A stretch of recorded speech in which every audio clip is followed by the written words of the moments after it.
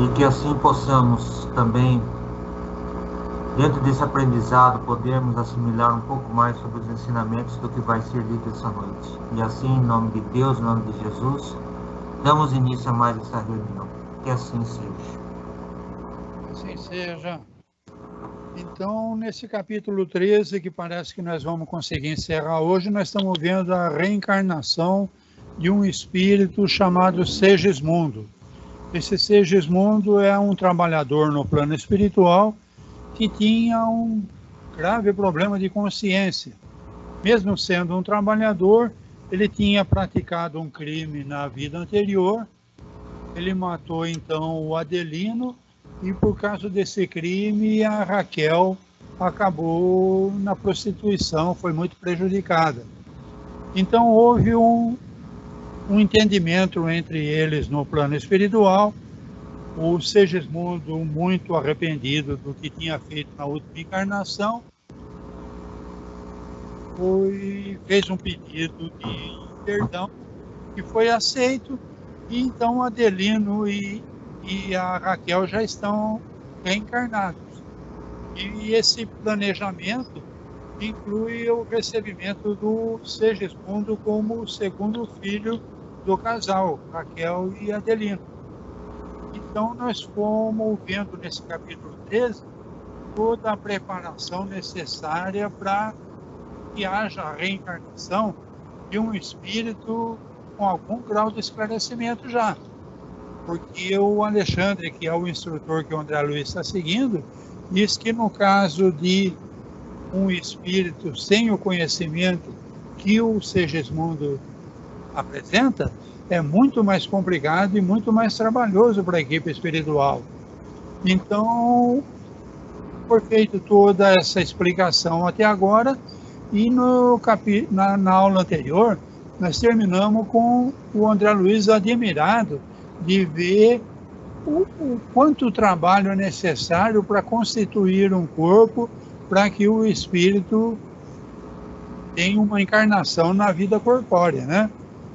Então ele terminou falando assim, que o espírito renasce na carne para a produção de valores divinos em sua natureza. Como entender esse imperativo? Pessoas que acabam destruindo a máquina orgânica. Então ele está se referindo a abortos, a crimes, suicídios.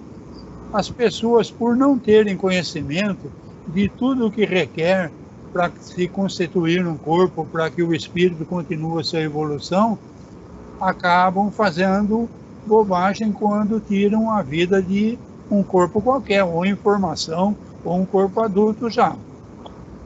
E ele termina então falando que o corpo terreno é um patrimônio herdado há milênios e que a humanidade vem aperfeiçoando através dos séculos.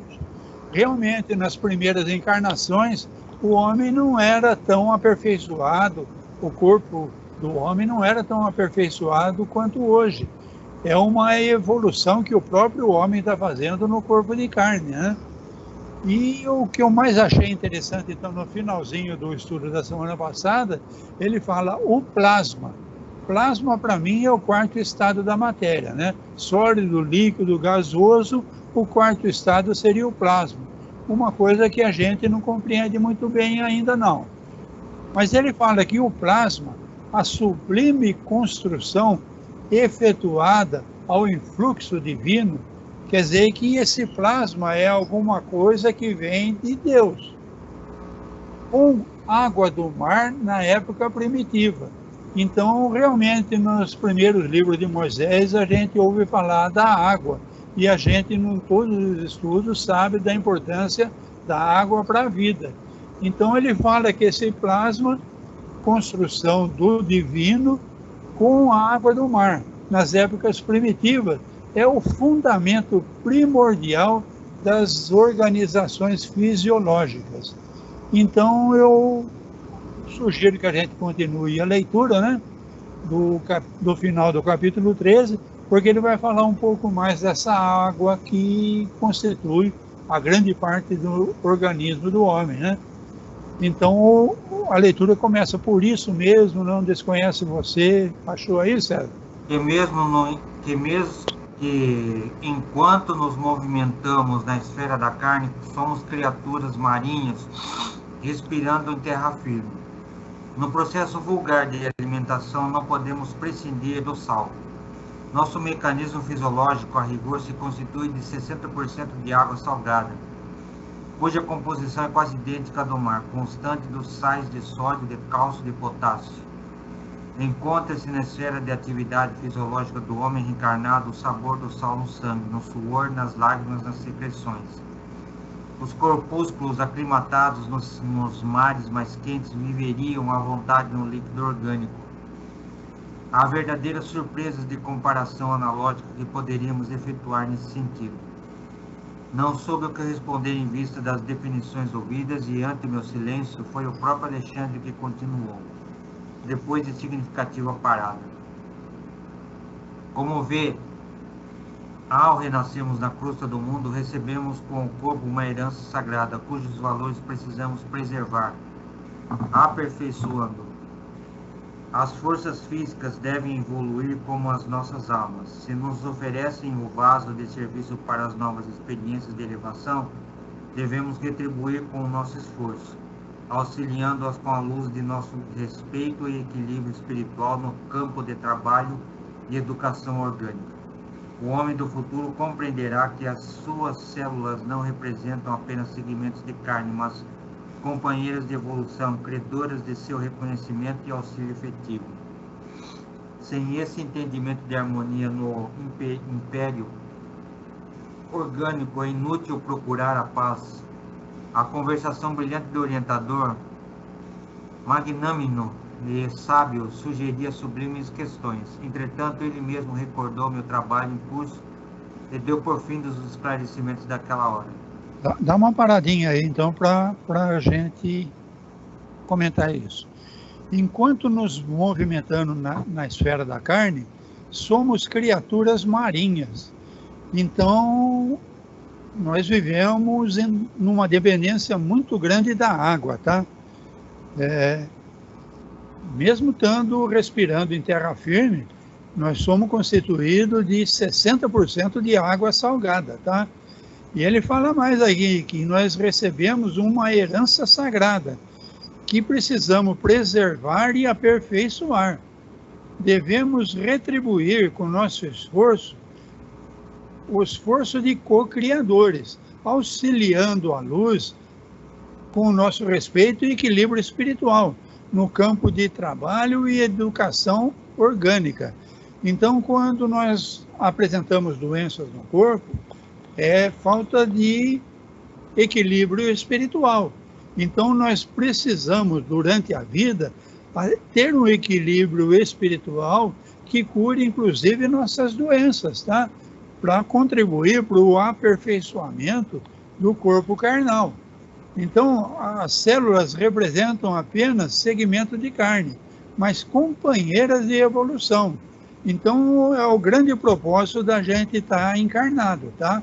Nós somos co-criadores de corpos carnais. Vamos continuar a leitura, então, para ver o prosseguimento, para finalmente vão fazer a ligação do Segismundo. Vamos lá. Estávamos a 2 horas depois de meia-noite. Permaneciam agora ao nosso lado não somente Alexandre e os construtores, mas também diversos amigos espirituais da família. Congregando todos os companheiros em torno de si como figura máxima daquela reunião, Alexandre falou gravemente. Agora, meus irmãos, penetremos a câmara de nossos dedicados colaboradores para que se efetue o júbilo da união espiritual. E depositando Segismundo nos braços da entidade que fora na cruz terrestre, a carinhosa mãe de Raquel acentuou. Seja você, minha irmã, a portadora do sagrado depósito. O coração filial que nos espera sentirá novas felicidades. Ao contato de sua ternura, Raquel bem merece semelhante alegria. Voltando-se para a Assembleia ali congregada, explicou. Faremos agora o ato de ligação inicial em sentido direto do Segismundo com a matéria orgânica. Espero, porém, caros companheiros, a visita reiterada de todos vocês ao nosso irmão reencarnante, principalmente no período de gestação do seu corpo futuro. não ignoram o valor da colaboração afetuosa nesse serviço. Somente aqueles que semearam muitas afeições podem receber o concurso de muitos amigos, e Segismundo deve receber esse prêmio pelos seus nobres sentimentos e elevados trabalhos a todos nós, nesses últimos anos em que se devotou a grandes obras de benemerência e fraternidade. Dá uma paradinha aí. Então vamos lá. O casal já teve o relacionamento sexual. A equipe espiritual saiu do quarto, preservou a intimidade do casal. Agora então que já passou da meia-noite, já passou alguns minutos, então agora eles vão começar o trabalho, tá? Não somente Alexandre e os construtores que vão estar presentes nesse religamento do Segismundo na célula ovo da mãezinha, tá? Mas também diversos amigos espirituais da família. Então eles entraram no quarto e para que se efetue o júbilo da união espiritual. Então o esperma do papai já está no ventre da mamãe, mas ainda não houve a fecundação, tá? Então, Segismundo, nós vimos no capítulo, no estudo da semana anterior, ele foi miniaturizado e está agora na forma de uma pequenina criança que o Alexandre depositou nas mãos da futura vovó dele, a mãe da Raquel. A mãe da Raquel, então, desencarnada, está presente nesse evento e recebeu o Segismundo já miniaturizado no colo, tá? Raquel merece essa alegria de receber o Segismundo das mãos da falecida mãe. Então faremos agora o ato de ligação inicial. Espero, porém, a visita reiterada de todos vocês, os nossos irmãos reencarnantes, ao nosso irmão reencarnante. Então não basta fazer a ligação do gameta masculino com o óvulo. É necessário que mesmo depois dessa primeira ligação, esses amigos, esses construtores, esse pessoal que cuida da reencarnação, continuarem dando uma assistência até a formação. Então nós já vimos no estudo anterior que Herculano, que também foi um amigo do Segismundo, vai estar muito próximo do Segismundo até o primeiro setênio. Mesmo depois de desencarnado, nos próximos 7 anos de vida do Segismundo, o Herculano vai estar acompanhando muito de perto. Por quê? Porque a vida é muito frágil. Muita coisa poderia interferir e pôr a perder esse bem divino que é a vida no corpo, tá? Então ele está falando, somente aqueles que semearam muitas afeições podem receber esse concurso de muitos amigos. Porque nós vimos no começo do capítulo 13 que a maioria dos espíritos que não tem esse merecimento todo do Segismundo, o reencarnação tem todos os cuidados, com muito mais trabalho ainda da equipe espiritual, mas não tem essa assistência que o Segismundo tem, porque o Segismundo, apesar de ter sido um criminoso na vida passada, então ele deve receber esse prêmio pelos seus nobres sentimentos e elevados trabalhos a todos nós, nesses últimos anos em que se devotou à grande obra de benemerência e fraternidade. Então, no plano espiritual, mesmo passando para o plano espiritual como criminoso, ele fez um grande trabalho de elevação espiritual, tá? Por isso, então, ele está sendo digno desse cuidado todo.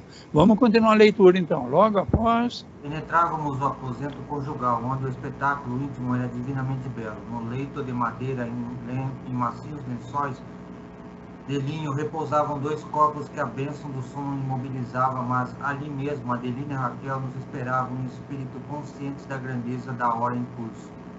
Em despertando na esfera densa da luta e aprendizado, seus cérebros carnais não conseguiram fixar a reminiscência perfeita daquela cena espiritual em que se destacavam como principais protagonistas. Contudo, O fato gravar-se-ia para sempre em sua memória eterna. Os amigos invisíveis do lar, companheiros do nosso plano, haviam enchido a câmara de flores de luz. Desde a meia-noite haviam obtido permissão para ingressar no futuro berço de Segismundo com o amoroso propósito de adornar-lhe os caminhos do recomeço. Mais de 100 amigos se reuniam ali, prestando-lhe afetuosa homenagem. Alexandre caminhou à nossa frente, cumprimentando carinhosamente o casal, temporariamente desligado dos veículos físicos. Em seguida, com a melhor harmonia, os presentes passaram as saudações, enchendo de conforto celeste o coração dos cônjuges esperançosos. O quadro era lindo e comovedor. Duas entidades ao meu lado comentavam fraternalmente. É sempre penoso voltar à carne, depois de havermos conhecido as regiões de luz divina. Entretanto, é tão sagrado o amor cristão que, mesmo em tal circunstância sublime, é a felicidade daqueles que o praticam. Sim, respondeu a outra, Segismundo tem lutado muito pela redenção, e nessa luta vem sendo um servo devotado de todos nós. Bem merece as alegrias desta hora. Dá uma paradinha aí. Então vamos lá. No leito de madeira, o casal já estava repousando lá. Adelina e Raquel já esperavam em espírito, conscientes da grandeza da hora. Quer dizer, o corpo do casal estava dormindo nos lençóis, mas o espírito de Raquel e Adelino já está desdobrado, tá? E despertando na esfera densa de luta e aprendizado. Seus cérebros carnais não conseguiriam fixar. Então, isso tudo que ele vai descrever agora, que Raquel e Adelino vão viver, quando eles acordarem, eles não vão lembrar. Então, não vão ter uma lembrança perfeita daquela cena espiritual. Mas esse fato, gravar-se-ia para sempre na memória eterna. Então, como espíritos, eles nunca vão esquecer esse momento. Mas como espíritos encarnados, a hora de acordar, eles não vão lembrar disso, tá? Então, esses amigos espirituais, nós podemos reparar que tinha mais de 100 amigos. Então, Adelino, amigo de Raquel, amigo de Segismundo, tinham mais de 100 entidades acompanhando o Alexandre, Herculano, André Luiz e os construtores. Então, esse pessoal tinha enfeitado a Câmara de Flores de Luz. Então, uma entidade aqui está até comentando, tá? Que realmente é muito penoso voltar à carne, depois de haver conhecido as regiões de luz divina. Então, Segismundo já teve um engrandecimento no plano espiritual, e é muito penoso voltar à carne, que tem uma vibração muito inferior à que ele tinha como espírito desencarnado. Mas vamos lá, é penoso, mas é sublime, tá? Então vamos lá, a esse tempo, continua a leitura, a esse tempo observei que a entidade convidada a guardar o reencarnante se mantinha a pequena distância de Raquel entre os espíritos construtores. Refletia sobre esse fato quando alguém me tocou levemente, despertando minha atenção. Era Alexandre que sorria paternalmente, elucidando-me. Deixemos os nossos amigos por alguns minutos no suave contentamento das expansões afetivas. Iniciaremos o trabalho no momento oportuno. Perplexo diante dos fatos novos para mim, eu não acomodara o raciocínio em face dos múltiplos problemas daquela noite. Por isso mesmo, alucinantes interrogações vagueavam-me no cérebro. O orientador percebeu meu estado d'alma e talvez por esse motivo deu-me a impressão de mais paciente. Valendo-me daquele instante, indiquei Segismundo recolhido nos braços acolhedores que o guardavam e perguntei: nosso irmão reencarnante apresentar-se-á mais tarde entre os homens, tal qual vivia entre nós? Já que suas instruções se baseiam na forma perispiritual preexistente, terá ele a mesma altura, bem como as mesmas expressões que o caracterizavam em nossa esfera? Alexandre respondeu sem titubear: raciocine devagar, André. Falamos da forma preexistente, nela significando o modelo da configuração típica ou, mais propriamente, o uniforme humano. Os contornos e minúcias anatômicas vão desenvolver-se de acordo com os princípios de equilíbrio e com a lei da hereditariedade. A forma física futura de nosso amigo Segismundo dependerá dos cromossomos paternos e maternos. Adicione, porém, a esse fator primordial a influência dos moldes mentais de Raquel, a atuação do próprio interessado, o concurso dos espíritos consultores que agirão como funcionários da natureza divina, invisíveis ao olhar terrestre, o auxílio afetuoso das entidades amigas que visitarão constantemente o reencarnante nos meses de formação do novo corpo e poderá fazer uma ideia do que vem a ser o templo físico que ele possuirá por algum tempo como dávida da superior autoridade de Deus, a fim de que se valha da bendita oportunidade de redenção do passado e iluminação para o futuro no tempo e no espaço. Alguns fisiologistas da próstata concordam em asseverar que a vida humana é uma resultante de conflitos biológicos, esquecidos de que muitas vezes o conflito aparente das forças orgânicas não é senão a prática avançada da lei de cooperação espiritual. Segismundo terá então insistir por forma física eventual imprecisa por enquanto ao nosso conhecimento? O instrutor esclareceu sem demora. Se estivéssemos diretamente ligados ao caso dele, estaríamos de posse de todas as informações referentes ao porvir, nesse particular, mas a nossa colaboração neste acontecimento é transitória e sem maior significação no tempo. Os orientadores de Segismundo, porém, nas esferas mais altas, guardam o programa traçado para o bem do reencarnante. Note que me refiro ao bem e não ao destino. Muita gente confunde plano construtivo com fatalismo. O próprio Segismundo e nosso irmão Herculano estão de posse dos informes a que nos reportamos, porque ninguém penetra num educandário para estágio mais ou menos longo, sem finalidade específica e sem conhecimento dos estatutos a que deve obedecer. Nesse ponto, o mentor generoso fez um ligeiro intervalo e continuou em seguida. Os contornos anatômicos da forma física disformes ou perfeitos, longínquos ou brevilíneos, belos ou feios, fazem parte dos estatutos educativos. Em geral, a reencarnação sistemática é sempre um curso laborioso de trabalho contra os defeitos morais preexistentes nas lições e conflitos presentes. Pormenores anatômicos imperfeitos, circunstâncias adversas, ambientes hostis, constituem, na maioria das vezes, os melhores lugares de aprendizado e redenção para aqueles que renascem. Por isso, o mapa de provas úteis é organizado com antecedência, como caderno de apontamento dos aprendizes nas escolas comuns. Em vista disso, o mapa alusivo a Segismundo está devidamente traçado, levando-se em conta a cooperação fisiológica dos pais, a paisagem doméstica e o concurso fraterno que lhe será prestado por inúmeros amigos daqui. Imagine, pois, o nosso amigo voltando a uma escola que é a Terra. Assim procedendo, alimenta um propósito que é o da aquisição de valores novos. Ora, para realizá-lo, terá de submeter-se às regras do educandário renunciando até certo ponto à grande liberdade de que dispõe nosso meio. Dá uma paradinha que teve muita coisa aí.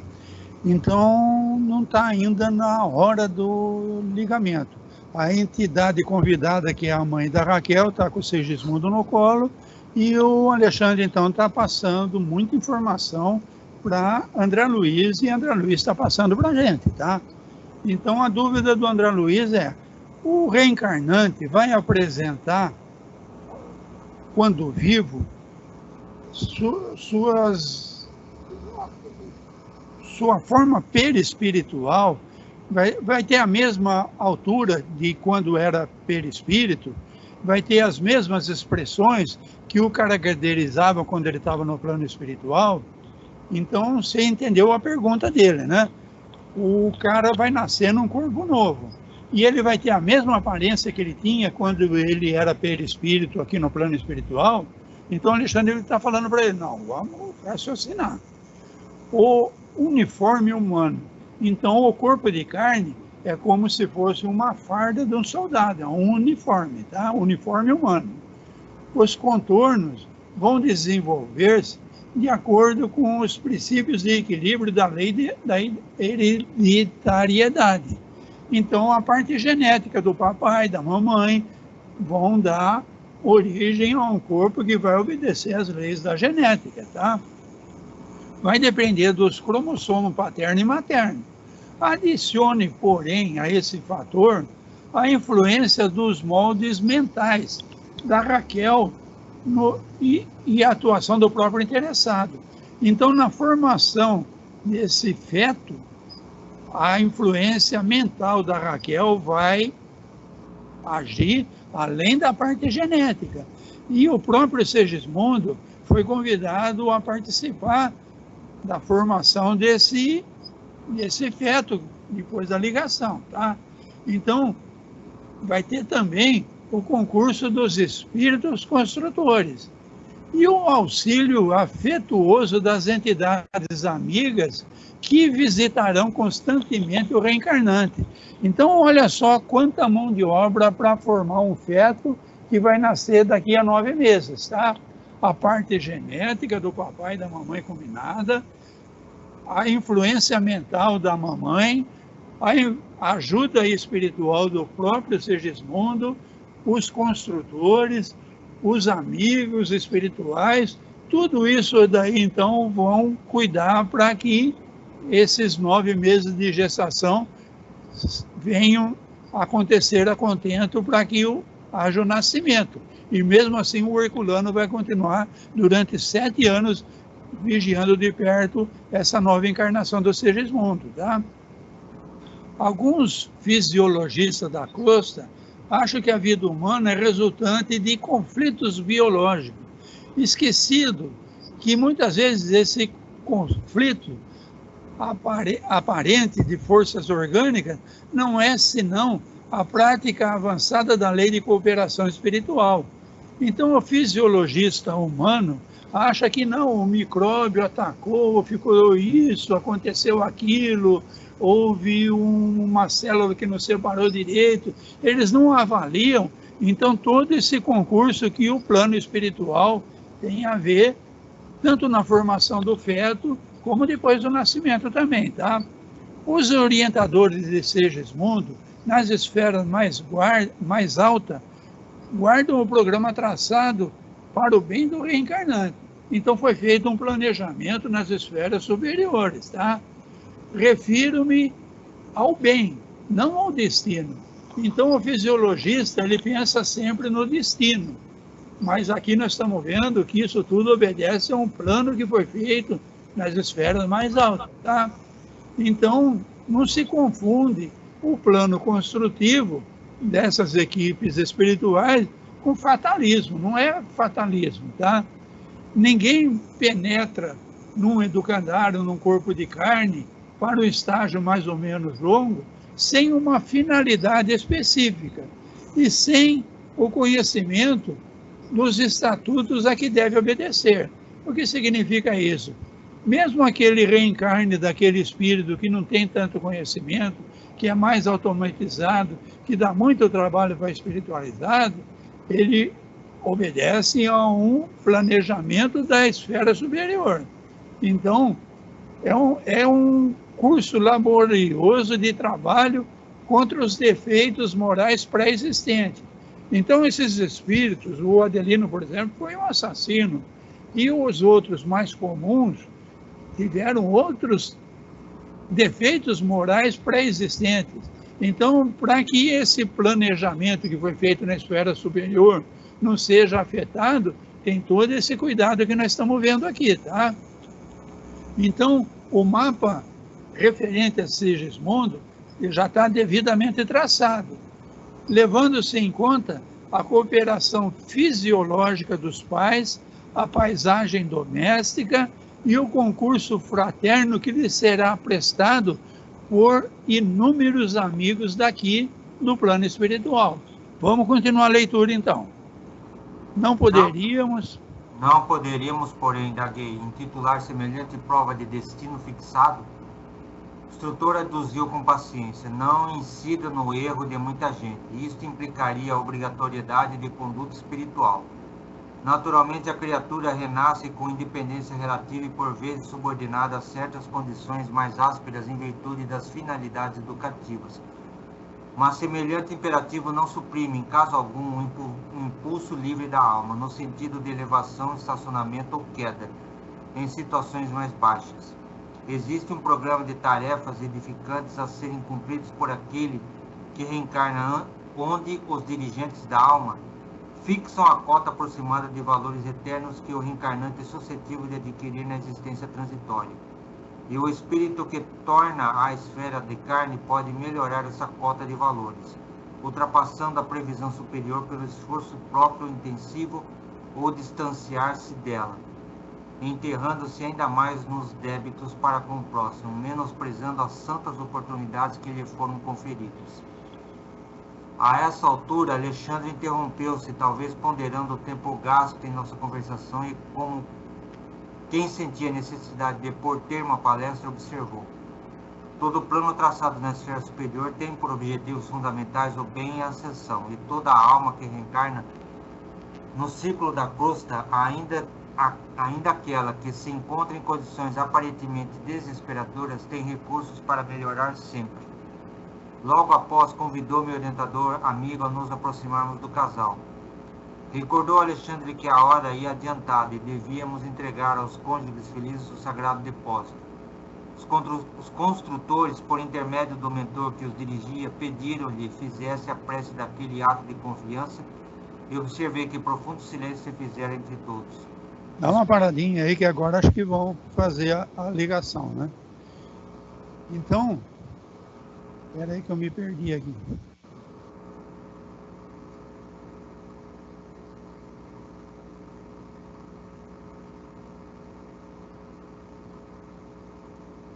Achei. Então vamos lá, o André Luiz está perguntando assim, mas já tem um plano, não podia, destino fixado ele usa, né? Essa prova aí já não podia fazer de acordo com o plano. Então o Alexandre vai explicar para ele que isso daí implicaria uma obrigatoriedade de conduta espiritual. Mas nós temos livre-arbítrio, tá? Então, cada criatura renasce com uma independência relativa. Foi feito um planejamento, mas ele tem uma independência relativa, que não suprime, em caso algum, o impulso livre da alma, no sentido de elevação, estacionamento ou queda. Então foi feito um planejamento, mas a alma, pelo seu livre-arbítrio, ela pode fazer além do planejado, ela pode fazer o mais ou menos, estacionou ali, parou, para mim está tudo bem, ou ela pode até ter uma queda no elevamento espiritual, tá? Então não é um planejamento que tem um livre-arbítrio aí do espírito, tá? O espírito que retorna à carne pode melhorar essa cota de valores, ultrapassando a previsão do planejamento, por esforço próprio, intensivo, ou distanciar-se dela, enterrando ainda mais nos débitos para com o próximo. Todo plano traçado na esfera superior tem por objetivo o bem e a ascensão de toda a alma que reencarna no círculo da crosta. Tem recurso para melhorar sempre, mas tem o livre-arbítrio.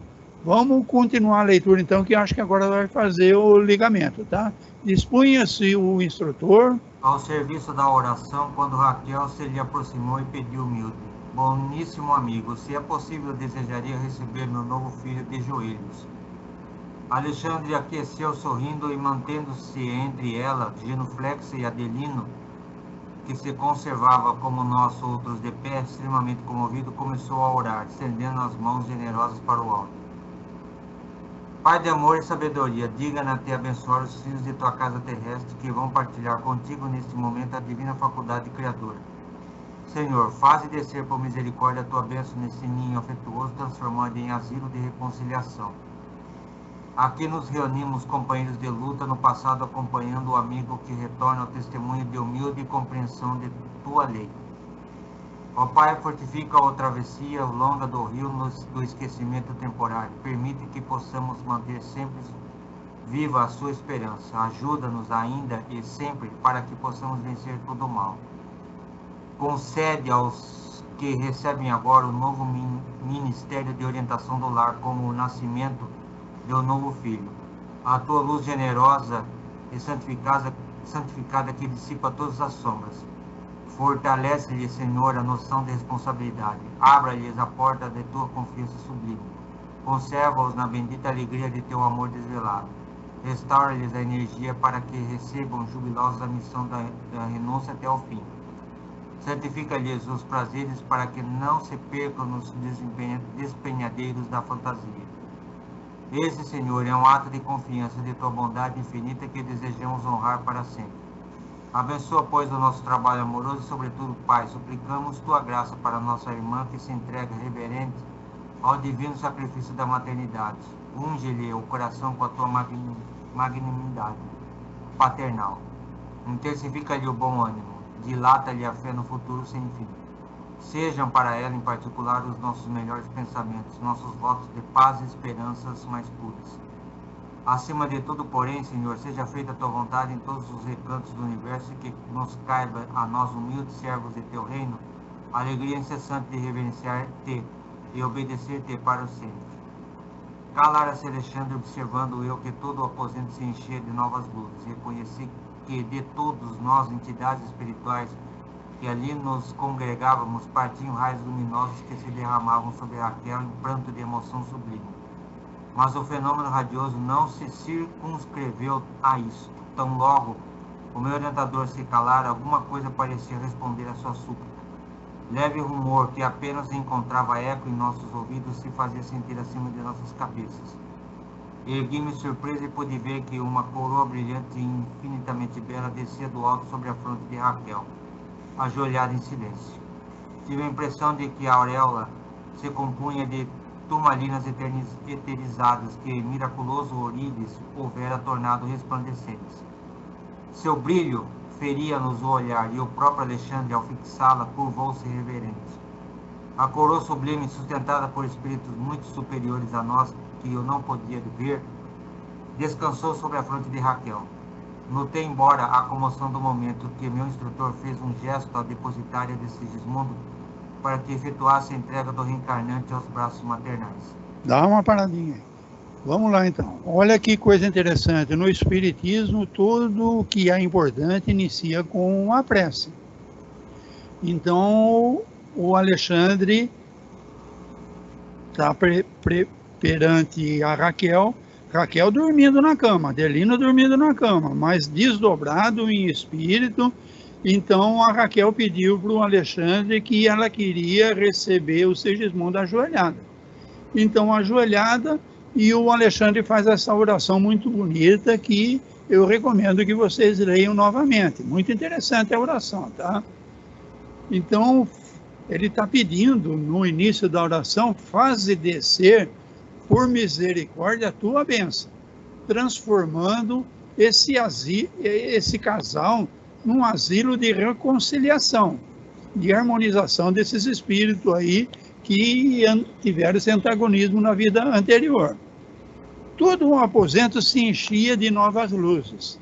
Reconheci que todos nós, os espíritos que estavam assistindo, tinha mais de 100 amigos e parentes do casal. Tinha os construtores, tinha o Alexandre, o Herculano, o André Luiz. Todo esse pessoal, então, despejava luz, derramava luzes sobre Raquel. Um leve rumor, André Luiz prestou atenção, né?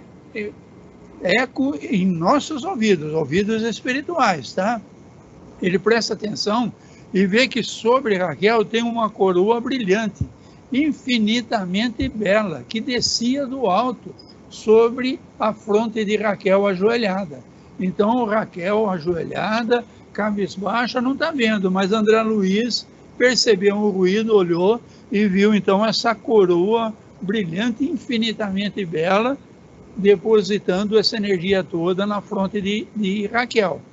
A coroa sublime, sustentada por espíritos muito superiores a nós, a Alexandre, André Luiz, muito superiores, não, que eu não podia ver. Então o próprio André Luiz não conseguia ver quem eram esses espíritos que estavam ostentando essa coroa de luz sobre a fonte de Raquel.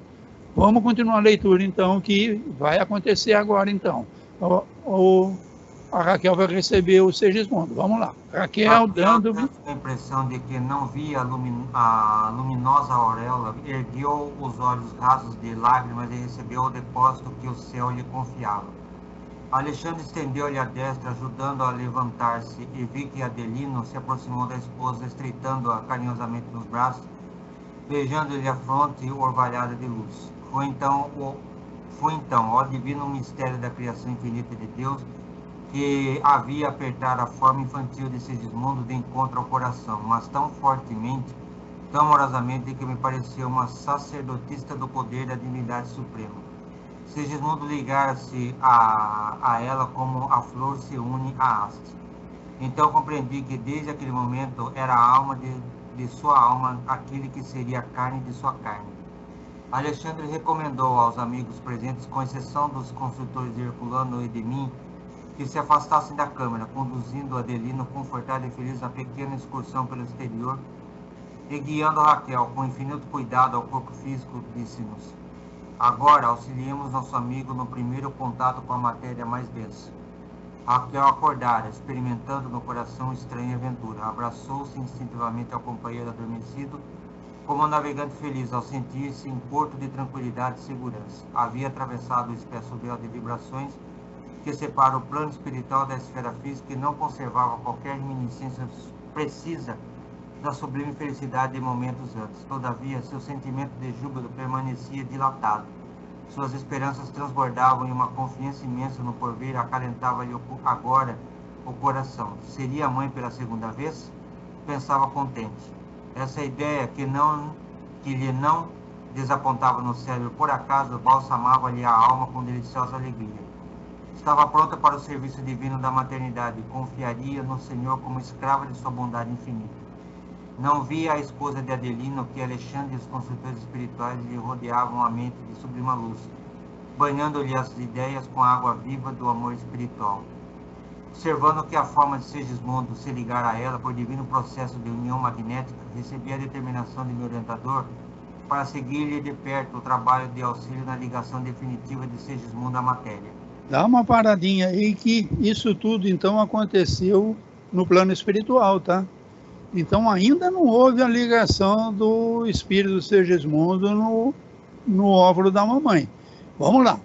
Adelino aproximou da esposa com carinho, ajudou a levantar, e a esposa então já está com o espírito da esposa, já está com o espírito do Segismundo no colo, tá? Então ela via a Raquel apertar a forma infantil de Segismundo de encontro ao coração. Segismundo já ligara-se a ela, como a flor se une a uma haste. Então compreendi que desse momento era a alma de sua alma, aquele que seria carne de sua carne. Olha que jogo de palavra bonita, tá? Então por enquanto é espírito ligado ao espírito, que mais daqui a pouquinho, então, vai ser uma forma de carne no corpo de carne da Raquel. Vamos lá. Guiando Raquel com infinito cuidado ao corpo físico. Então, Raquel agora está saindo do desdobramento espiritual. Bom, mandaram o Adelino, esse pessoal que está visitando, dar uma voltinha aí, porque agora é um trabalho de responsa. A ligação do Segismundo na carne, né? Então, o Alexandre conduziu, guiou Raquel com infinito cuidado ao corpo físico. Raquel está acordando, então. Auxiliemos nosso amigo no primeiro contato com a matéria mais densa. Então, Raquel acordou, abraçou o Adelino, não conservava qualquer lembrança de tudo aquilo que ela tinha vivido, porque ela acordou. Ela viveu aquilo tudo como espírito. Mas ela tinha uma sublime felicidade. E ela sabia que tinha um sentimento de júbilo e alguma coisa tinha acontecido, tá? Essa ideia não despontava no cérebro por acaso. Isso daí estava balsamizado na alma, tá? Confiaria o Senhor como escrava de sua bondade divina Então ela está desconfiada que ela ficou grávida, tá? Ela teve uma relação antes de dormir com o marido, ela acordou no meio da noite com essa elevação espiritual toda, ela sabe que alguma coisa está acontecendo, porque ela não tem lembrança do que aconteceu em espírito, tá?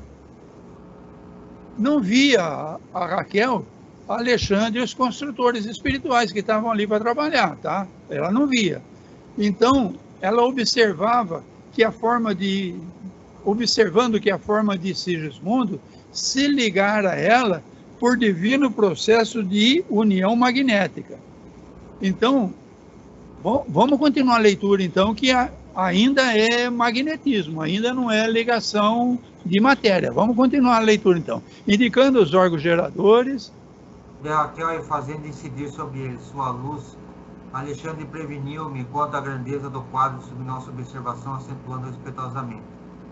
Temos aqui o altar sublime da maternidade humana, perante o seu augusto tabernáculo, ao qual devemos a claridade divina de nossas experiências, devemos cooperar na tarefa do amor, guardando a consciência voltada para a majestade suprema. Inclinei-me para a organização feminina de nossa irmã reencarnada dentro de uma veneração que nunca até então havia sentido. Auxiliado pelo concurso magnético do mentor querençoso, passei a observar as minúcias do fenômeno de fecundação. Através dos condutos naturais corriam os elementos sexuais masculinos em busca do óvulo, como se estivessem preparados de antemão para uma prova eliminatória em corrida de 3 milímetros aproximadamente por minuto. Surpreendido, reconheci que o número deles se contava por milhões e que seguiam em massa para a frente em impulso instintivo na sagrada competição. No silêncio sublime daqueles minutos, compreendi que Alexandre, em vista de ser o missionário mais elevado do grupo, em operação de auxílio, dirigia os serviços graves da ligação primordial. Segundo depreendi, ele podia ver as disposições cronossômicas de todos os princípios masculinos em movimento. Depois de haver observado atentamente o futuro óvulo materno presidindo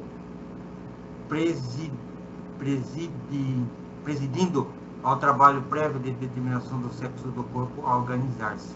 Dá uma paradinha aí que ainda não ligou, tá? Então, o papai e a mamãe tiveram a relação, o esperma do papai está dentro do corpo da mamãe, mas ainda não aconteceu. Então, o André Luiz tá observando tudo o que está acontecendo aqui, tá? Então, o Alexandre está fazendo incidir sobre ele, sobre esses gametas masculinos, uma luz. Então, tá uma corrida aqui, tá? Então, o concurso magnético do Alexandre está contribuindo de alguma forma. Então, esses gametas masculinos estavam numa corrida desenfreada, tá? Eles estavam correndo numa velocidade de 3 milímetros por minuto. O número deles se contavam por milhões. Então, estudando a anatomia da mulher, a gente vê que do útero, esses gametas masculinos vão se dirigir uns para uma trompa, outros para outra trompa. Só tem óvulo em uma das trompas. Então, metade deles já perdeu a corrida, já porque entrou na trompa errada. Os outros estão na corrida, então, para atingir o óvulo. Então, o casal já foi dormir, já aconteceu tudo aqui, nós vimos espiritualmente, mas o gameta masculino ainda não atingiu o óvulo, tá? Então, o Alexandre estava dirigindo os serviços de ligação primordial. Ele podia ver disposições cromossômicas de todos os princípios masculinos em movimento. Então, por isso que ele tinha estudado tanto o planejamento que foi feito. Ele estudou o planejamento, ele estudou o óvulo materno, e agora ele está escolhendo qual gameta masculino que vai corresponder ao que está no planejamento espiritual. Vamos continuar a leitura, então. Vamos fazer essa ligação. Após acompanhar... Profundamente absorto no serviço, a marcha dos minúsculos competidores que constituíam a substância fecundante, identificou o mais apto, fixando nele o seu potencial magnético, dando-me a ideia de que o ajudava a desembaraçar-se dos companheiros para que fosse o primeiro a penetrar a pequenina bolsa maternal. O elemento focalizado por ele ganhou nova energia sobre os demais e avançou rapidamente na direção do alvo. A célula feminina, que em face do microscópio projétil espermático se assemelhava a um pequeno mundo arredondado de açúcar, amido e proteínas, aguardando o raio vitalizante, sofreu a dilaceração da cutícula à maneira de pequenina embarcação torpedeada e enrijeceu-se de modo singular, cerrando os poros tenuíssimos como se estivesse disposta a recolher-se às profundezas de si mesma a fim de receber face a face o esperado visitante, impedindo a intromissão de qualquer outro dos competidores que haviam perdido a primeira posição na grande prova. Sempre sob o influxo luminoso magnético de Alexandre, o elemento vitorioso prosseguiu a marcha, depois de atravessar a periferia do óvulo, gastando pouco mais de 4 minutos para alcançar o seu núcleo. Ambas as forças, masculina e feminina, formavam agora uma só, convertendo-se ao meu olhar em tenuíssimo foco de luz. O meu orientador, absolutamente entregue ao seu trabalho, tocou a pequenina forma com a destra, mantendo-se no serviço de divisão da cromatina, cujas particularidades são ainda inacessíveis à minha compreensão, conservando a atitude do cirurgião seguro de si na técnica operatória. Em seguida, Alexandre ajustou a forma reduzida de Segismundo, que se interpenetrava com o organismo perispíritico de Raquel, sobre aquele microscópico globo de luz impregnado de vida, e observei que essa vida latente começou a movimentar-se. Havia decorrido precisamente um quarto de hora a contar do instante em que o elemento ativo ganhara o núcleo do óvulo passivo. Depois de prolongada aplicação magnética, que era secundada pelo esforço dos espíritos construtores, Alexandre aproximou-se de mim e falou: está terminada a operação inicial de ligação, que Deus nos proteja. Sentindo a admiração com que eu seguia agora o processo da divisão celular em que se formava rapidamente a vesícula de germinação, o orientador acentuou. Dá uma paradinha aí, César. Vamos ver uma repassada nisso, então. Então, o Alexandre identificou o gameta mais apto, tá? E fixou nele o seu potencial magnético, tá? Então, esse daí venceu a corrida e chegou no óvulo da mamãe. Então, o óvulo da mamãe sofreu a dilaceração da cutícula externa e penetrou no óvulo. Logo em seguida, esse óvulo cerrou os poros, não deixou, entrou aquele, não entra mais nenhum, tá? Esse daí venceu a corrida, chegou, entrou, já foi feita a fertilização, então. Vai receber face a face o esperado visitante, impedindo a intromissão de qualquer outro dos competidores.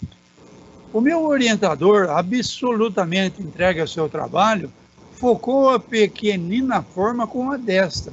Então, mesmo esse óvulo estando fecundado pelo gameta masculino, ele levou ainda mais alguns minutos até chegar no núcleo. Mesmo assim, então, o Alexandre meteu a mão direita lá para ajudar no início da divisão da cromatina, ele fala. É as primeiras células se formando, tá?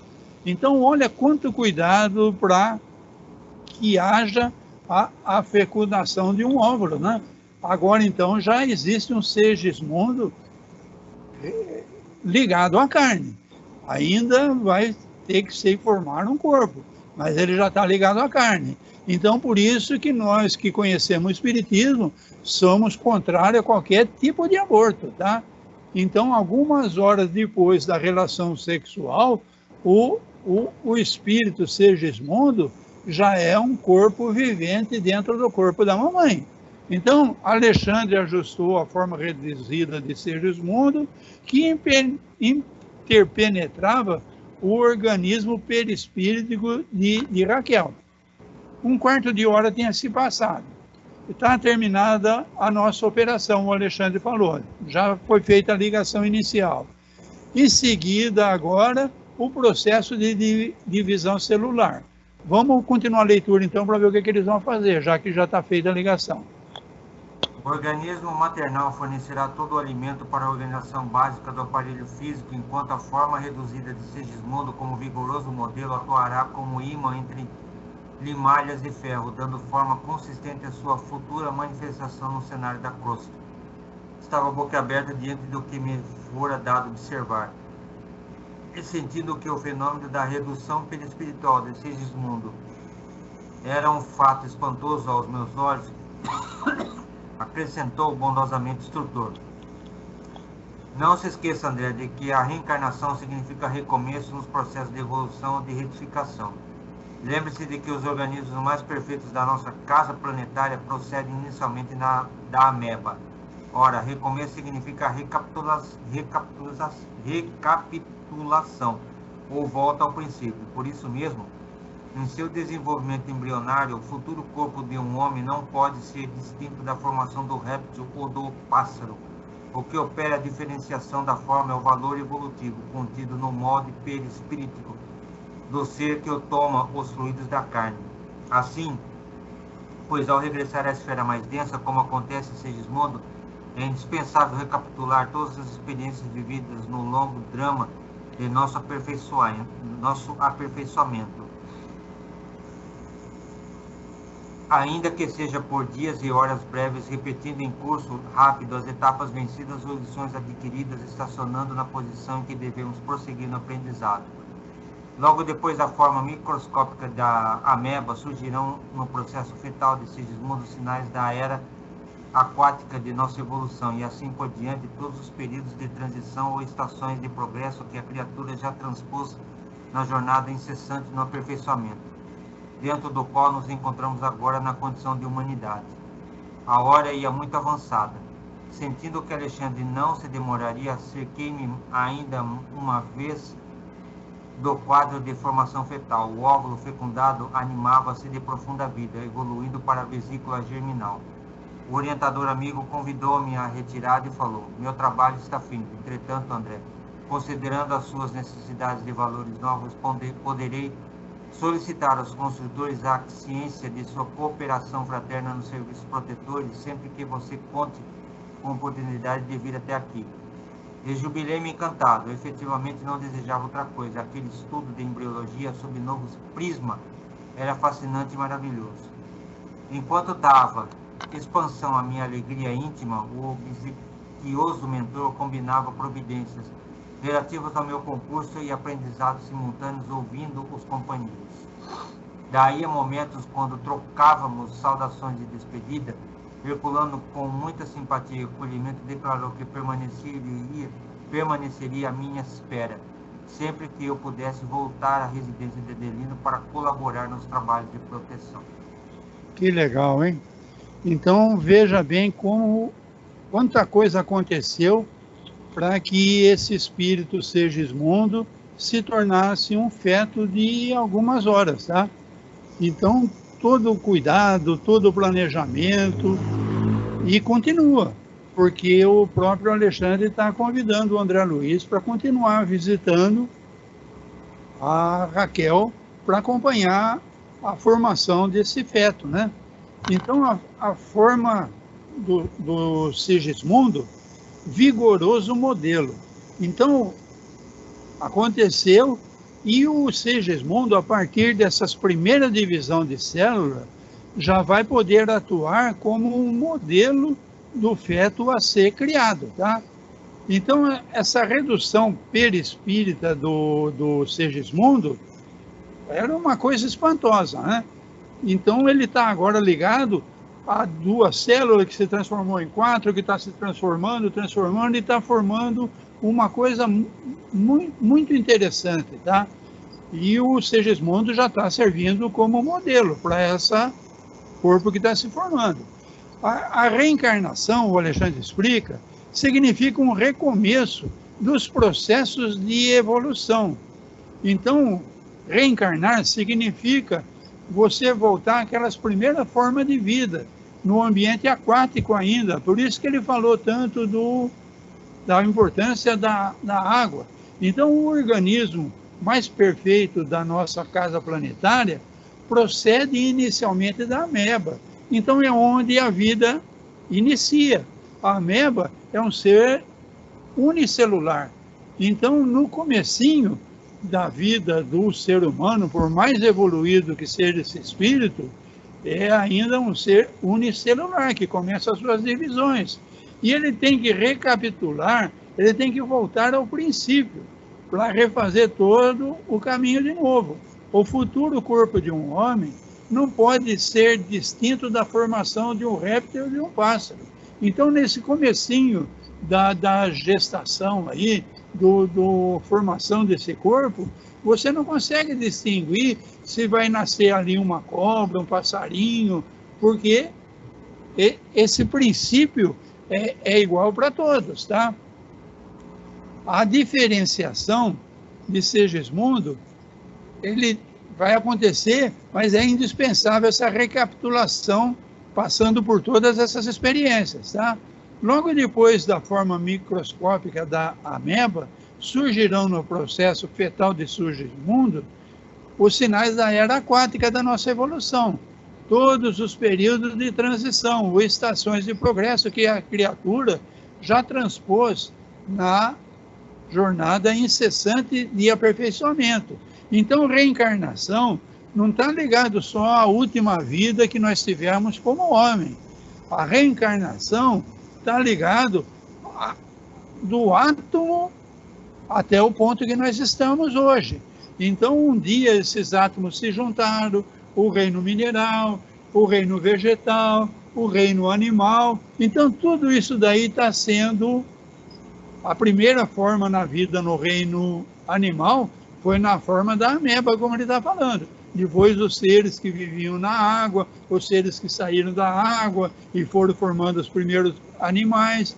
Então, o óvulo fecundado animava-se já de profunda vida, evoluindo na vesícula geminal. Então, tudo isso está acontecendo, está no princípio, mas já tem uma profunda vida, tá?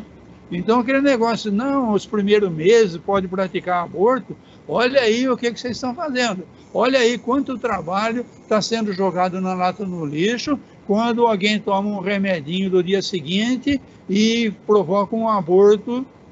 Mas nem formou o corpo ainda. Então, olha bem o que está sendo revelado para nós, tá? Então, solicitar aos construtores a aquiescência da sua cooperação fraterna nos serviços protetores. Para que o André Luiz, ele está solicitando, então, aos construtores que o André Luiz continue acompanhando. Isso provavelmente, então, vai acontecer do capítulo 14. Nós vamos, por relato do André Luiz, acompanhar melhor, então, como vai ser esses primeiros dias da formação do novo corpo do Segismundo. Alguém quer comentar alguma coisa?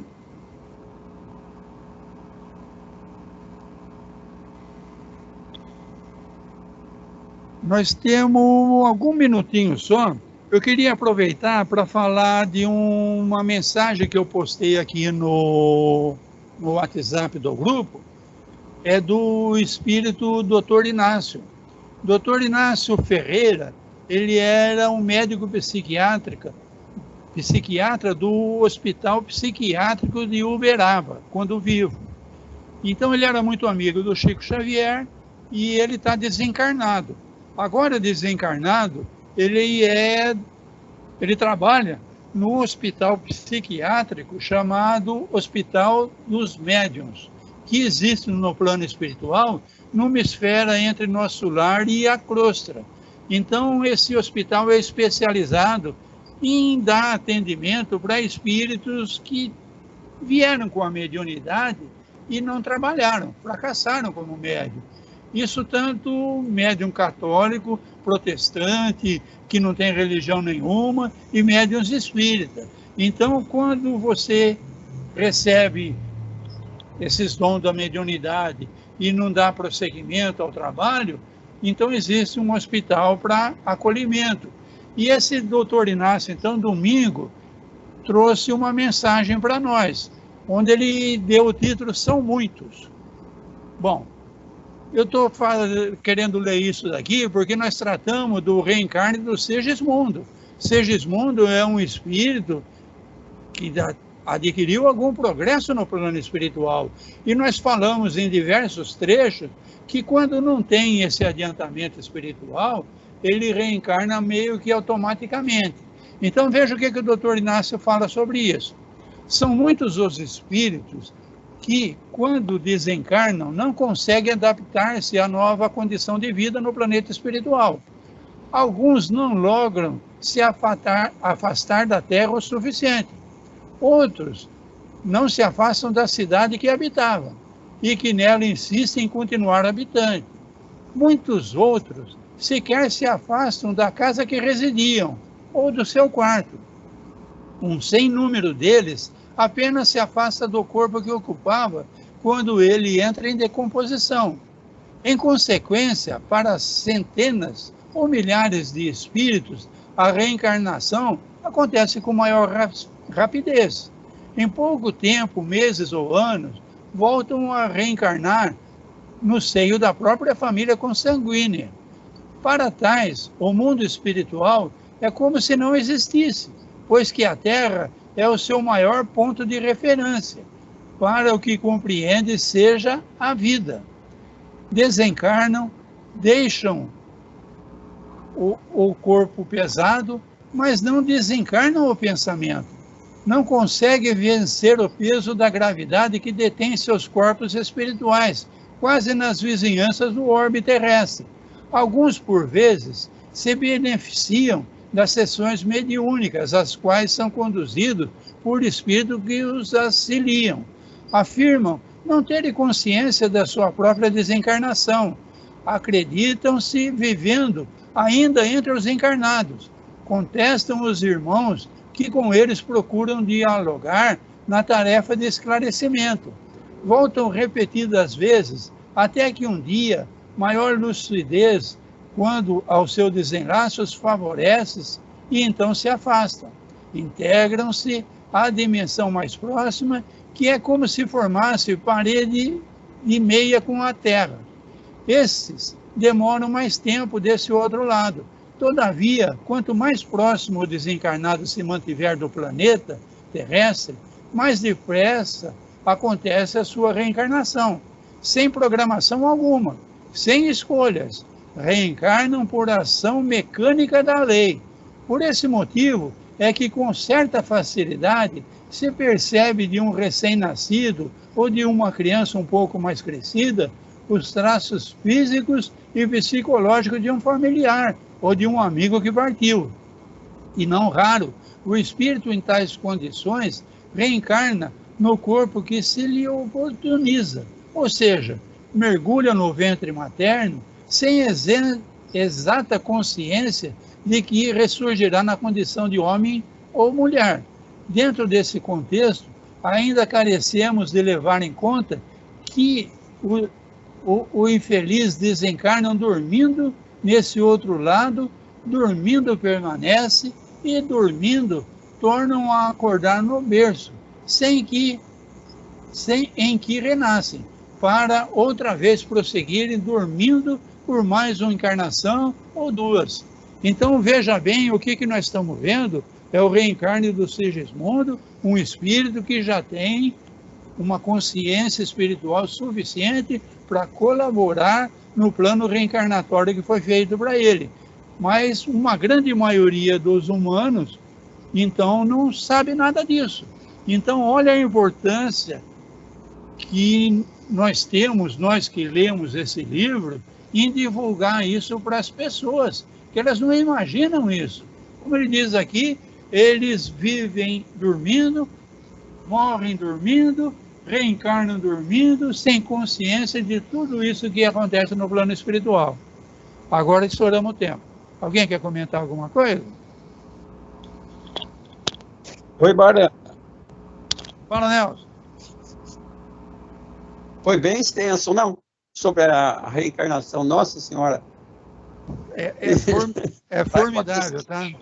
Eu já tinha lido, fizemos esse estudo e é um livro para ler mais algumas vezes, viu? Tem muita coisa, muita informação, né? É bem complexo tudo, né?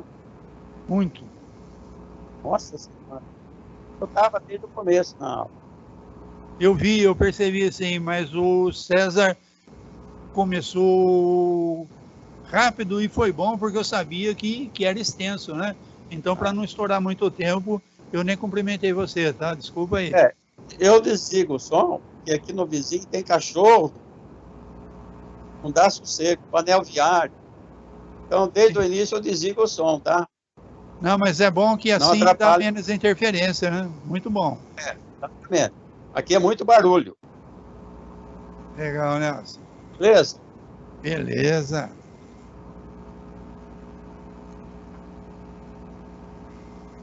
César, vamos encerrar então?